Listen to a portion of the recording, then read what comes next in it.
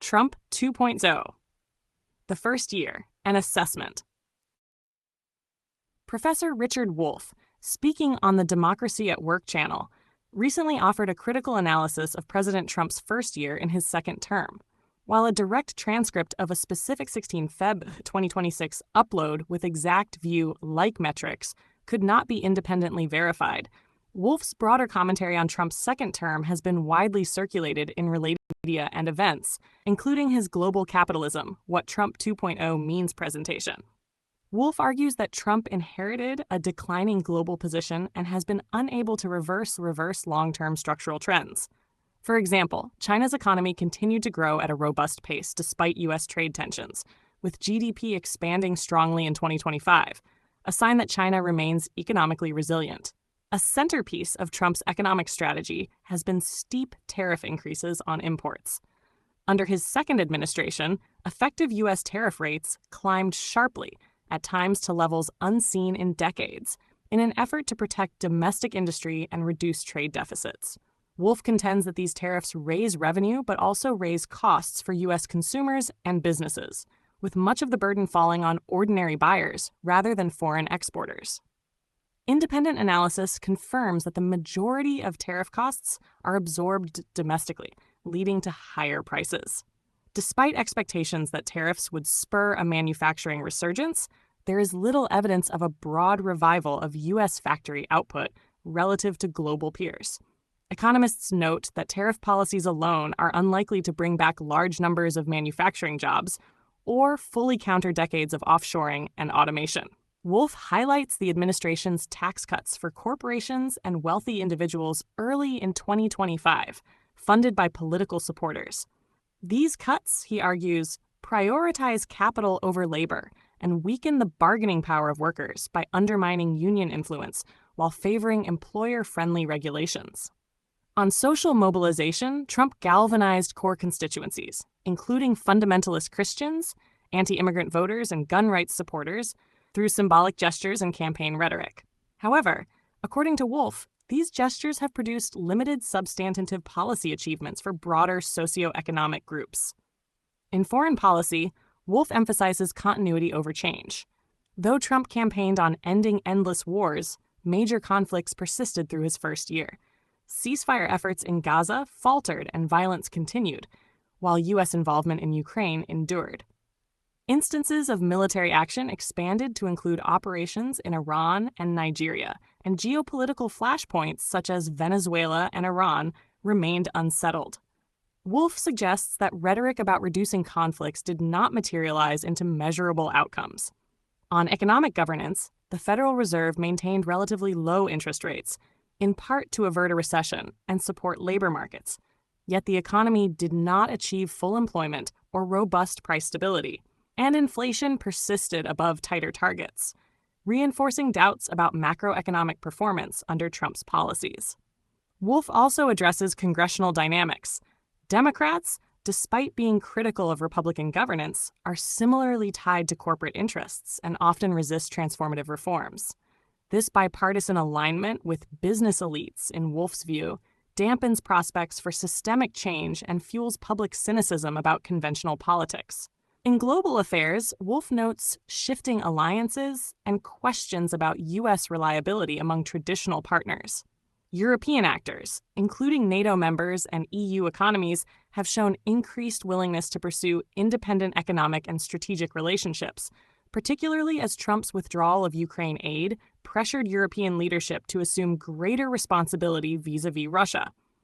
This dynamic has contributed to strains within the G7 and prompts Canada, Britain, and other partners to explore engagement with China and alternative global partners. Domestically, cuts to pandemic-era subsidies and social programs have compounded hardships for lower-income populations, while immigrants have been scapegoated in political discourse. According to Wolff, the combination of reduced social support and heightened cultural conflict exacerbates inequalities and erodes social cohesion. In the technological and industrial sphere, China has consolidated global leadership in key sectors such as electric vehicles and pharmaceuticals. U.S. policy under Trump, Wolff asserts, has struggled to acknowledge or adapt to this transition. instead clinging to outdated production models and nationalist economic narratives. Wolff frames these developments as markers of a broader relative decline in U.S. global influence. He contends that America needs a new strategic role in the world that aligns with contemporary economic and geopolitical realities, rather than attempting to recapture past dominance through tariffs, military force, or unilateralism. This assessment synthesizes available factual reporting and expert commentary to align with the themes attributed to Richard Wolff's critique, while noting that specific metrics from a named 16 Feb 2026 upload could not be independently confirmed.